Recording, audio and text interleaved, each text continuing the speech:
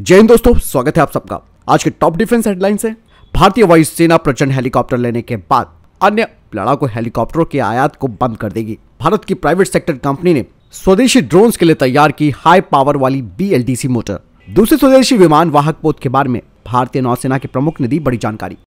चलिए बढ़ते पहले डिफेंस अपडेट की तरफ। दोस्तों, भारतीय स्टार्टअप वेक्टर टेक्निक्स ने एक बड़ा मील का पत्थर हासिल किया है और उन्होंने लेटेस्ट BLDC मोटर का निर्माण किया है, जिसका अनावरण उन्होंने हाल ही में किया है। बता दें कि ये जो मोटर है वो अनमैन्ड एरियल व्हीकल यानी कि UAVs को अधिक पावर देगी, जो कि 30 किलोग्राम के थ्रस्ट को जनरेट करेगी 40 इंच तक के प्रोपेलर्स को, जिससे कि एक UAV यानी कि unmanned aerial vehicle heavy payload और हाई एल्टीट्यूड तक पहुंच सकता है। इस मोटर का वजन हल्का और इसका साइज कॉम्पैक्ट है, जिससे कि आसानी से अलग अलग तरीके के जो UAVs प्लेटफॉर्म है उन पर इंटीग्रेट किया जा सकता है। और दोस्तों, यहाँ पर एक सबसे महत्वपूर्ण बात यह है कि अभी हाल ही में भारत ने चाइना से किसी भी तरीके के जो ड्रोन के पार्ट्स हैं उन्हें खरीदने पर पाबंदी लगाती है। ऐसे में दोस्तों, इस मोटर का इस्तेमाल जो कि स्वदेशी रूप से तैयार की गई है उसे भारतीय ड्रोन मैन्युफैक्चरर्स हैं वो इस्तेमाल कर सकते हैं। और अब इस शक्तिशाली मोटर के आ जाने से जो हमारे ड्रोन निर्माता है वो ऐसे ड्रोन्स को बना सकते हैं जो कि बड़ी रेंज में मिशंस को अंजाम दे सकते हैं।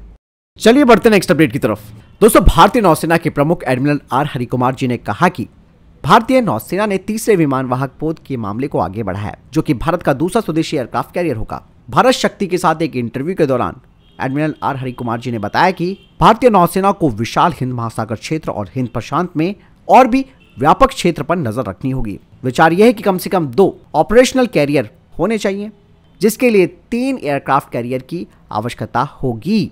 साथ ही उन्होंने कहा कि जो दूसरा स्वदेशी एयरक्राफ्ट कैरियर है उसे बनने में 8 से 10 साल और लगेंगे। यही नहीं, उन्होंने कहा कि 8 जो नेक्स्ट जनरेशन के डिस्ट्रॉयर्स हैं उनका डिस्प्लेसमेंट 10,000 टन का होगा और ये जो परियोजना है वो अगले 5 सालों में पूरी हो जाएगी। यानी कि बात साफ है कि भारत का दूसरा एयरक्राफ्ट कैरियर वो भारतीय नौसेना में शामिल होगा ही होगा। चलिए बढ़ते नेक्स्ट अपडेट की तरफ। दोस्तों, भारतीय नौसेना को डिफेंस एक्विजिशन काउंसिल की तरफ से हरी झंडी मिल चुकी है medium range anti ship missile की खरीद की, जो कि स्वदेशी रूप से तैयार की जाएंगी। और ये मिसाइलें हल्के वजन वाली सरफेस टू सरफेस मिसाइलें होंगी। और ये जो स्वदेशी मिसाइलें हैं वो 25 जो नेवल वॉरशिप्स हैं उनके ऑनबोर्ड की प्राइमरी वेपन्स होंगे। इनकी रेंज करीबन 350 किलोमीटर तक होगी, जिससे कि भारतीय नौसेना लंबी दूरी के टारगेट्स के खिलाफ ऑपरेट कर सकती है, जैसे कि दुश्मनों के वॉरशिप्स, उनके वेसल्स, इसके अलावा उनके जो कोस्टल फोर्टिफिकेशन है उनके खिलाफ इसका इस्तेमाल किया जा सकता है। बढ़ते नेक्स्ट अपडेट की तरफ। दोस्तों, आप सब जानते हैं कि डिफेंस एक्विजिशन काउंसिल की तरफ से भारतीय सेना को हरी झंडी मिली है 400 नई टोड गन सिस्टम की खरीद के लिए, जो कि एग्जिस्टिंग जो आर्टिलरी हमारे पास है वर्तमान में उससे हल्की, वर्सेटाइल और अधिक फीचर के साथ होगी। और ये हमारी ATA से भी हल्की और एडवांस फीचर्स के साथ होगी। और भारतीय सेना करीबन 1200 यूनिट्स एडवांस 155 mm/52 कैलिबर की जो टोड गन सिस्टम है उन्हें खरीदेगी, ताकि भारतीय सेना की जरूरतों को पूरा किया जा सके। बता दें कि इस काम में Larsen and Toubro, Tata defence और भारत फोर्स जो है वो इस ऑर्डर को पूरा करेंगे। बढ़ते नेक्स्ट अपडेट की तरफ। दोस्तों, जर्मनी एयरफोर्स के A400 transport aircraft, A330 refueller और यूरोफाइटर टाइफून भारत आने वाले हैं तरंग शक्ति एक्सरसाइज में भाग लेने के लिए, जहां 12 देशों की एयरफोर्सेस हिस्सा लेंगे। खास बात यह है कि इन तीनों ही प्लेटफॉर्म्स का ऑफर भारतीय वायुसेना को किया गया है। जर्मनी भारत में इनका पहला डेमोन्स्ट्रेशन करेगा, ताकि वो भारतीय वायुसेना के सामने इनको प्रमोट कर सके। चलिए बढ़ते नेक्स्ट अपडेट की तरफ। दोस्तों, DRDO की IRD ने डिस्ट्रीब्यूशन अपर्चर सिस्टम बनाना शुरू किया है, जो कि ऑटोनॉमस रूप से कई सारे टारगेट्स को अपने HD सेंसर्स के जरिए डिटेक्ट और ट्रैक कर सकता है। बढ़ते नेक्स्ट अपडेट की तरफ। स्पेनिश फर्म नवंतिया ने कहा है कि वो भारतीय नौसेना के 4 लैंडिंग प्लेटफॉर्म डॉक्स का जो कॉन्ट्रैक्ट है उसमें बिड लगाएगी, जिसे कि वो भारतीय पार्टनर लार्सन एंड टूब्रो के साथ मिलकर बनाएगी।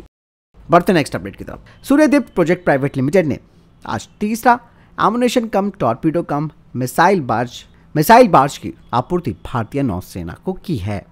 चलिए बढ़ते नेक्स्ट अपडेट की तरफ। दोस्तों, चाइना कॉपी करने में काफी माहिर है और ऐसे में चाइना ने अमेरिका के आर्मर्ड स्विस ब्लेड 300 की कॉपी की है, जिसका परीक्षण उन्होंने 4600 मीटर की ऊंचाई पर किया है, ताकि इसका जो हाई प्रिसीजन और स्ट्राइक क्षमता है उसे जांचा जा सके। बढ़ते नेक्स्ट अपडेट की तरफ। भारतीय नौसेना प्रमुख ने कंफर्म किया है कि 111 जो नेवल यूटिलिटी हेलीकॉप्टर्स की खरीद की जानी है उसकी डील स्थानीय स्तर पर HAL से की जाएगी। साथ ही उन्होंने कहा कि HAL के प्लेटफॉर्म सबसे बेहतर विकल्प भी है। दरअसल 111 नेवल यूटिलिटी जो हेलीकॉप्टर्स है उनकी अनुमानित जो लागत है वो करीबन $3 बिलियन तक होगी।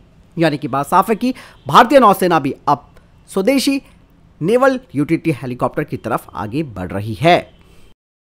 चलिए बढ़ते नेक्स्ट अपडेट की तरफ, जो कि भारतीय वायुसेना को लेकर आ रही है।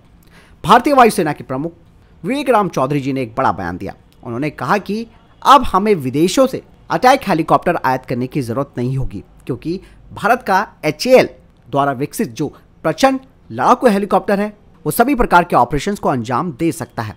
भारतीय वायुसेना वर्तमान में 22 AS-64E अपाचे अटैक हेलीकॉप्टरों का इस्तेमाल कर रही है और कल ही रक्षा मंत्रालय ने 156 प्रचंड लड़ाकू हेलीकॉप्टरों की खरीद के प्रस्ताव को मंजूरी दे दी है, जिसमें से 90 तो भारतीय सेना को मिलेंगे और 66 भारतीय वायुसेना को मिलेंगे। प्रचंड, जिसे कि लाइट कॉम्बैट हेलीकॉप्टर के रूप में जाना जाता है, इस तरीके के हेलीकॉप्टरों की जरूरत भारत को 1999 में हुए कारगिल युद्ध के बाद महसूस हुई। एयर चीफ मार्शल विवेक राम चौधरी जी ने बताया कि प्रचंड भारतीय वायुसेना के लिए गेम चेंजर है। यह एक अत्यधिक सक्षम लड़ाकू हेलीकॉप्टर है जो कि हमारी सभी ऑपरेशनल आवश्यकताओं को पूरा कर सकता है। हमें विश्वास है कि यह हमें भविष्य के किसी भी संघर्ष में महत्वपूर्ण बढ़त दिलाएगा। बढ़ते नेक्स्ट अपडेट की तरफ। दोस्तों, भारतीय स्वदेशी LCA तेजस फाइटर जेट में अब अधिक से अधिक हवा से जमीन पर मार करने वाली जो हथियार प्रणालियां हैं वो लगाई जाएंगी। दरअसल HAL ने यह फैसला लिया है कि वो हवा से जमीन पर मार करने वाली उन्नत हथियार प्रणालियों की एक श्रृंखला का उत्पादन करेगा। यह हथियार सटीक हमले के लिए भारतीय वायुसेना की क्षमताओं को बढ़ाएंगे और देश की रक्षा मुद्रा को मजबूत करेंगे। इन हथियार प्रणालियों को अलग अलग इंडियन एयरफोर्स के फाइटर जेट के साथ इंटीग्रेट किया जाएगा, जिसमें कि स्वदेशी रूप से विकसित लाइट कॉम्बैक्ट एयरक्राफ्ट तेजस शामिल है। तेजस फाइटर जेट ने हवा से जमीन पर मार करने वाले ऑपरेशन में अपनी क्षमताओं का बेहतर प्रदर्शन किया, यहां तक कि जागुआर फाइटर जेट से भी बेहतर प्रदर्शन किया, जो कि अपने जमीनी हमले की क्षमताओं के लिए जाना जाता है। भारतीय वायुसेना ने गगन शक्ति अभ्यास में हवा से जमीन पर मार करने वाले अभियानों में तेजस फाइटर जेट का प्रदर्शन किया।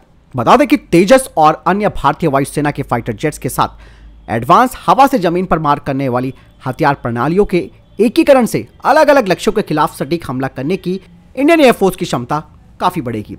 पाइपलाइन में कुछ हथियार परियोजनाएं इस वक्त शामिल की गई हैं, जिसमें कि AASM हैमर, जो कि 50 किलोमीटर से अधिक रेंज और उच्च स्तर की सटीकता वाली लंबी दूरी की हवा से सतह पर मार करने वाली मिसाइल है। इसके अलावा JDAM ग्रिफिन LGB है।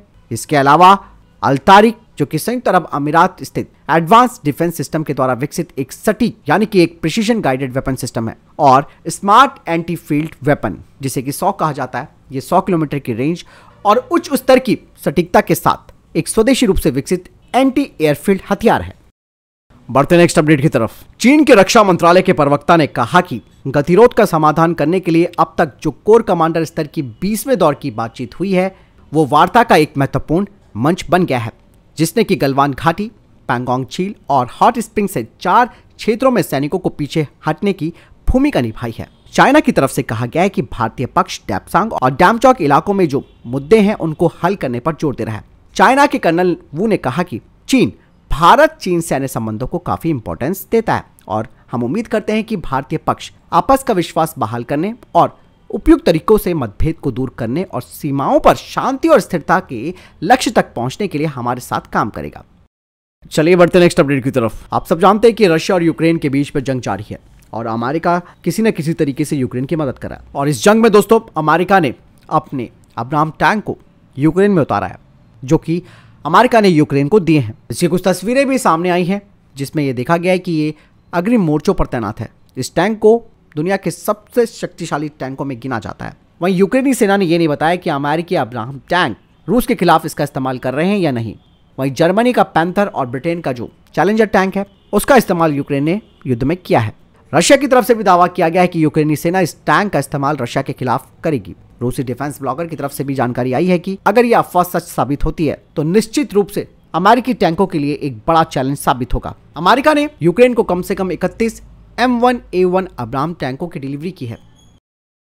बढ़ते नेक्स्ट अपडेट की तरफ। दोस्तों, म्यांमार में लगातार गृह युद्ध चल रहा है, जिसकी वजह से चाइना परेशान हो गया और चाइना ने हाल ही में म्यांमार बॉर्डर पर एक एक्सरसाइज भी की थी। अब चाइना ने म्यांमार को चेतावनी दे डाली है। चाइना की तरफ से कहा गया है कि जल्द से जल्द लड़ाई बंद की जाए। यही नहीं, चाइना ने कहा कि किसी भी आपात स्थिति के लिए वो तैयार है, जिसके लिए चाइना ने अपने 2 वॉरशिप्स यानी कि युद्धपोत म्यांमार पहुंचा दिए हैं। हालांकि चाइना ने कहा कि ये जो युद्धपोत हैं वो दोस्ताना यात्रा पर 4 दिन के लिए यहां पहुंचे हैं। दरअसल म्यांमार के विद्रोहियों ने चाइना बॉर्डर के पास कई महत्वपूर्ण जो बॉर्डर पोस्ट हैं उन पर कब्जा कर लिया है। इसके अलावा भारत से लगती सीमा पर भी एक बॉर्डर पोस्ट को अपने कब्जे में लिया है। तो फिलहाल ये थे अभी तक के टॉप डिफेंस और स्पेस अपडेट्स। वीडियो के संबंध में कोई प्रश्न जवाब है, आपको कोई सवाल है, कमेंट सेक्शन में लिखकर जरूर पूछ सकते हैं। मिलता हूं नई जानकारी के साथ। वीडियो को लाइक और शेयर जरूर कीजिएगा और चैनल सब्सक्राइब करना ना भूलिएगा। जय हिंद, वंदे मातरम।